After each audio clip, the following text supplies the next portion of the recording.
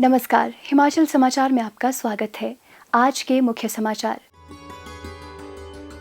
मुख्यमंत्री ने भटियात विधानसभा क्षेत्र में 75 करोड़ रुपए की 9 विकासात्मक परियोजनाओं के किए लोकार्पण और शिलान्यास। क्षेत्र में सिविल कोर्ट, डीएसपी कार्यालय, मिनी सचिवालय व स्नातकोत्तर महाविद्यालय खोलने की घोषणा। प्रदेश कांग्रेस कमेटी के मशाल जुलूस में शामिल हुए मुख्यमंत्री। अनैतिक तरीकों से लोकतांत्रिक प्रक्रिया को कमजोर करने के केंद्र के प्रयासों की निंदा। माताओं और बहनों ने ओक ओवर पहुंचकर कहा शुक्रिया। मुख्यमंत्री जी इंदिरा गांधी प्यारी बहना सुख सम्मान निधि के लिए आभार किया व्यक्त। मुख्यमंत्री ने कहा भ्रष्टाचार को रोकने के लिए बनाएंगे और सख्त कानून। फतेहपुर विधानसभा क्षेत्र के लिए 232 करोड़ रुपए की 14 विकासात्मक परियोजनाओं की दी सौगात। मुख्यमंत्री ने चिल्ड्रन ऑफ द स्टेट की दत्तक प्रक्रिया पूर्ण करवाई। और अब समाचार विस्तार से। मुख्यमंत्री ठाकुर सुखविंदर सिंह सुक्खू ने सोमवार को चंबा जिला के भटियात विधानसभा क्षेत्र में 75 करोड़ रुपए की 9 विकासात्मक परियोजनाओं के लोकार्पण और शिलान्यास किए। चुबाड़ी में जनसभा को संबोधित करते हुए मुख्यमंत्री ने क्षेत्र में सिविल कोर्ट, डीएसपी कार्यालय, मिनी सचिवालय, स्नातकोत्तर महाविद्यालय खोलने तथा फायर ऑफिसर का पद सृजित करने की घोषणा की। उन्होंने चंबा चुबाड़ी टनल की फिजिबिलिटी रिपोर्ट के लिए 4 करोड़ रुपए प्रदान करने की भी घोषणा की और कहा कि भटियात के लिए जल शक्ति विभाग का नया मंडल खोला जाएगा और डलहौजी में भी जल शक्ति विभाग का मंडल बना रहेगा। मुख्यमंत्री ने कहा कि वो साधारण परिवार से संबंध रखते हैं और कड़ी मेहनत व संघर्ष के बूते पर आज जनसेवक के रूप में कार्यरत हैं। आम लोगों के लिए कुछ करने की दृढ़ इच्छा शक्ति से ही आर्थिक चुनौतियों के बावजूद जन कल्याण के लिए योजनाएं आरंभ करने की प्रेरणा मिली है। अनाथ बच्चों के लिए मुख्यमंत्री सुखाश्रय योजना शुरू की तथा सरकारी कर्मचारियों के लिए पुरानी पेंशन बहाल की गई। ठाकुर सुखविंदर सिंह सुक्खू ने कहा कि जनमत एवं पार्टी विचारधारा के साथ दगा करना हिमाचल की संस्कृति नहीं है। यहाँ के लोग ईमानदार हैं और जब कोई भी जनप्रतिनिधि अपना ईमान बेचता है तो उसे प्रदेश की जनता कभी माफ नहीं करेगी। उन्होंने कहा कि वर्तमान राज्य सरकार 5 साल तक लोगों की सेवा करती रहेगी और किसान, महिलाएं और युवा ही हमारी ताकत हैं। उन्होंने कहा कि वो सत्ता के भूखे नहीं हैं और जीवन भर उन्होंने संघर्ष किया है। हम सत्ता सुख के लिए नहीं बल्कि व्यवस्था परिवर्तन के लिए आए हैं। मुख्यमंत्री ने कहा कि विपक्ष ने सत्ता की लालसा में अफवाहें फैलाई, आम लोगों का बजट पास ना हो इसका षड्यंत्र रचा गया। बजट 2024-25 में आम आदमी की आवाज है और 40 वर्षों में पहली बार ऐसा बजट प्रस्तुत किया गया जिसमें समाज के सभी वर्गों का ध्यान रखा गया है। कई बहनें हमारी मनरेगा में मजदूरी इसलिए करती है कि अपनी परिवार का पालन पोषण हो सके। मेरे पास अधिकारी लाए कि 20 रुपए बढ़ने चाहिए। मैंने बोला नहीं, सीधे 60 रुपए की ऐतिहासिक वृद्धि हमने मनरेगा के दिहाड़ी में की। मनरेगा में जो महिलाएं हैं जिनके पास कच्चा घर है, मैंने कहा उस गांव की महिला को भी पक्का घर में रहने का अधिकार होना चाहिए और उसके लिए 3 लाख रुपया हमने एक मुश्त देने की योजना बनाई। यही नहीं, 19 लाख परिवार हिमाचल प्रदेश में रहते हैं।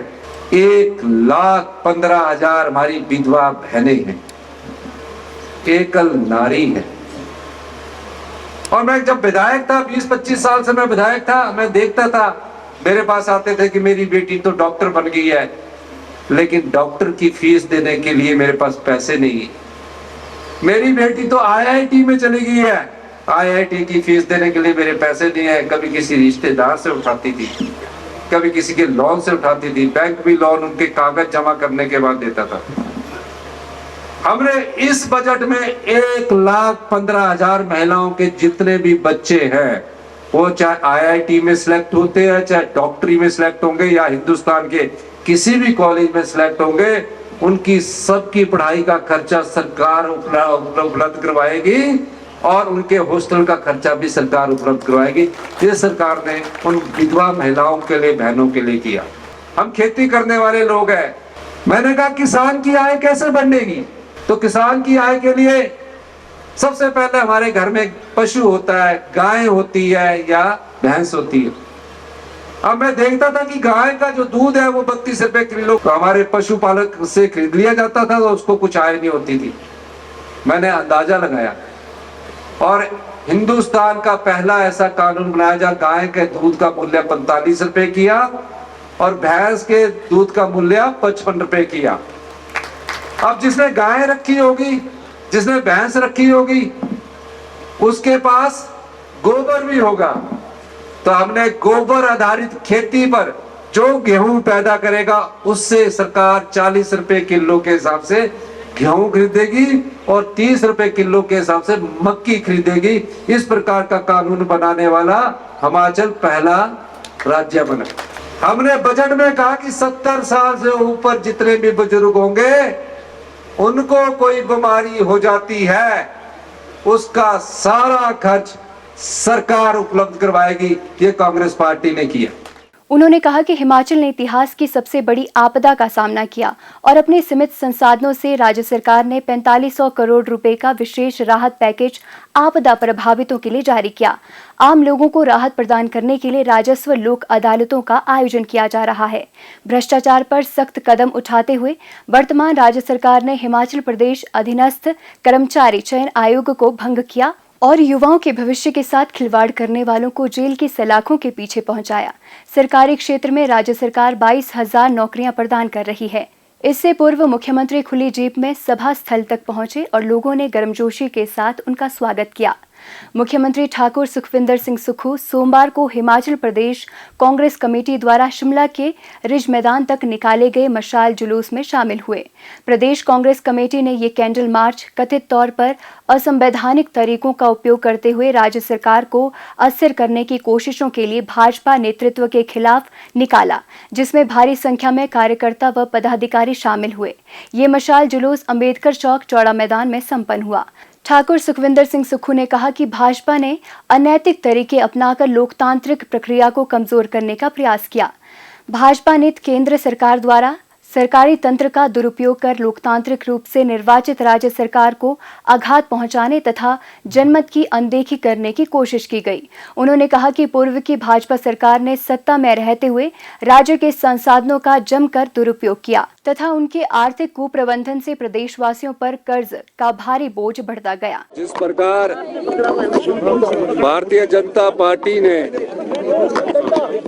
जो जनता के वोट से चुनकर प्रतिनिधि आते हैं और नोट के बदले बिक जाते हैं, इस लोकतंत्र की हत्या जो करने की कोशिश हो रही है, उसके संदर्भ में आज हमारा ये लोकतंत्र बचाओ विशाल मार्च हो रहा है, जिसको मैं और पीसीसी अध्यक्षा प्रतिनिधित्व कर रहे हैं। उन्होंने कहा कि हम सत्ता सुख के लिए नहीं बल्कि व्यवस्था परिवर्तन के लिए आए हैं।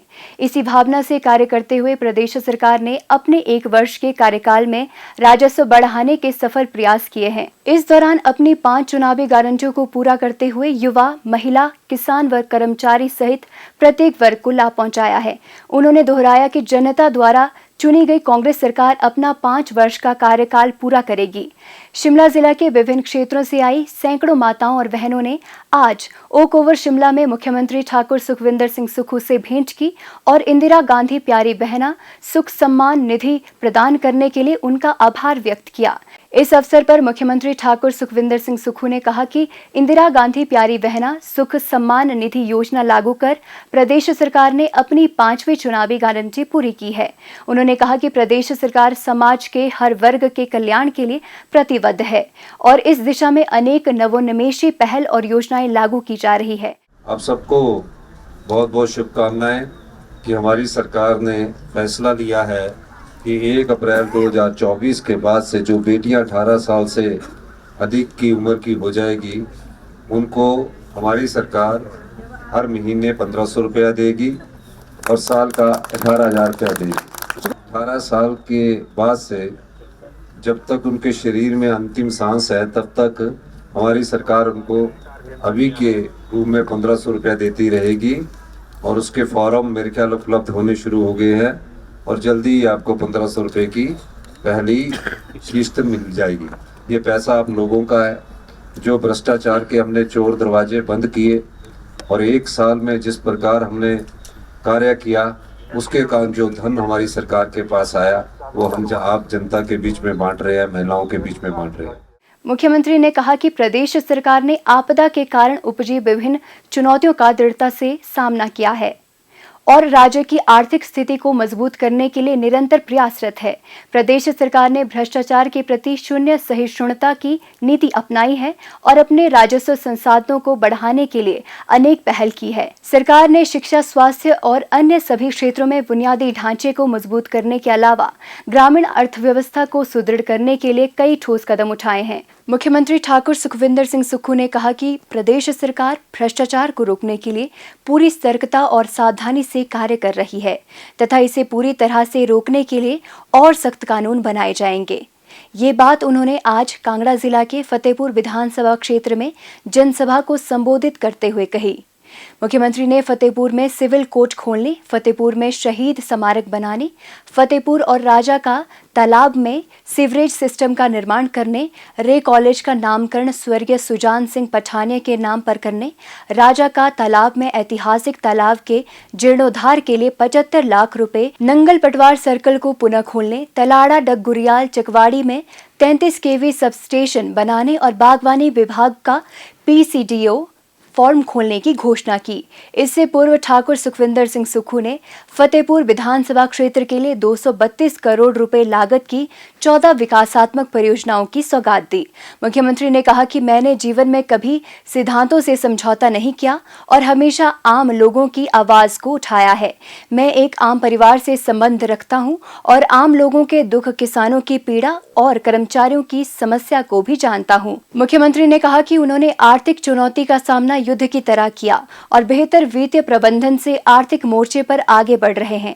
हमें गर्व महसूस होता है कि 1 साल के भीतर प्रदेश की 20% अर्थव्यवस्था को पटरी पर लाने में सफल हुए हैं। मुख्यमंत्री ने कहा कि पहली चुनौती का सामना कर अभी संभल ही रहे थे कि आपदा के रूप में दूसरी चुनौती सामने आ गई। इतिहास की सबसे बड़ी त्रासदी का मंजर इससे पहले कभी नहीं देखा, जिसमें हजारों घर तबाह हो गए, हजारों पशुशालाएं बह गई। इस तबाही के मंजर में 550 लोग हमें छोड़कर चले गए।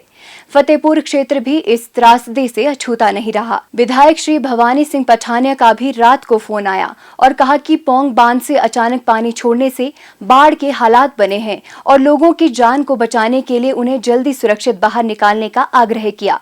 हमने तुरंत कार्यवाही करते हुए वायुसेना के हेलीकॉप्टर तथा NDRF की सहायता लेकर 3000 लोगों को सुरक्षित बाहर निकालने के साथ उनके रहन सहन की व्यवस्था सुनिश्चित की। इससे पहले भी इस क्षेत्र में बाढ़ जैसे हालात उत्पन्न हुए थे, लेकिन कभी वायुसेना का हेलीकॉप्टर नहीं आया। ये स्थानीय विधायक श्री भवानी सिंह पठानिया की कर्तव्य निष्ठा थी, जिन्होंने बार बार मुझे इन लोगों की मदद के लिए आग्रह किया। लोगों को बाढ़ से निकालने के लिए वायुसेना के हेलीकॉप्टर का 9 करोड़ रुपए का व्यय केंद्र सरकार से नहीं बल्कि प्रदेश सरकार ने वहन किया है। उन्होंने कहा कि प्रदेश की जनता ही हमारी सबसे बड़ी ताकत है, जिनके कल्याण के लिए प्रदेश सरकार अनेक योजनाएं कार्यान्वित कर उनके जीवन को सरल बनाने के लिए प्रयास कर रही है। हमारे टीचर टेस्ट के थ्रू आते हैं, पढ़ाने में अच्छे हैं, तो गवर्नमेंट स्कूल से बच्चे छोड़कर प्राइवेट स्कूलों में क्यों जा रहे हैं?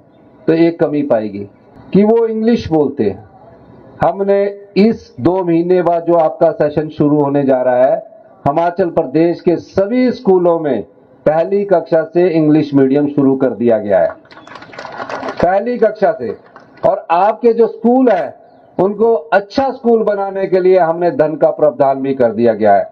इसके अलावा धीरे धीरे हम Rajiv Gandhi day boarding school बना रहे हैं, जिसमें सभी प्रकार की बच्चों की, गांव के बच्चों के लिए सुविधा होगी, खेलने की सुविधा होगी। वह सरकार की तरफ से उन्हें खाना भी उपलब्ध करवाया जाएगा और शाम को माता पिताजी के पास भी भेज दिया जाएगा। इस प्रकार के 18 स्कूलों का हमने शिलान्यास किया है, जिसमें एक यहाँ हमारे भवानी पठानिया जी के विधानसभा क्षेत्र में भी हुआ है। इससे पूर्व फतेहपुर विधानसभा क्षेत्र में पहुंचने पर स्थानीय लोगों ने मुख्यमंत्री ठाकुर सुखविंदर सिंह सुक्खू का गर्मजोशी से स्वागत किया।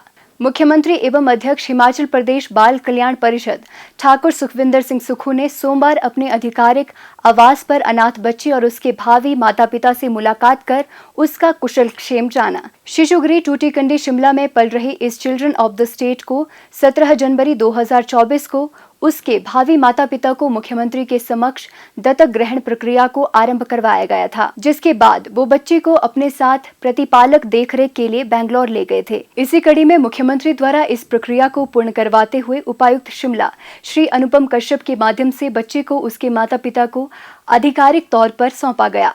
मुख्यमंत्री ने बच्चे के अभिभावकों से उसे प्यार और दुलार देने को कहा और उसके उज्जवल भविष्य की प्रार्थना की। उन्होंने समाज के संपन्न वर्ग से आगे आकर गरीब और बेसहारा बच्चों को आश्रय प्रदान करने का आग्रह किया ताकि उनका भविष्य भी संवर सके। हिमाचल समाचार देखने के लिए सब्सक्राइब करें यूट्यूब चैनल हिमाचल समाचार, फॉलो करें @DPRHP, लाइक करें Facebook page information and public relations department Himachal Pradesh, follow करें इंस्टाग्राम @DIPR हिमाचल, विजिट करें वेबसाइट www.himachalpr.gov.in। इस अंक में इतना ही, कल फिर होगी मुलाकात। दीजिए इजाजत, नमस्कार।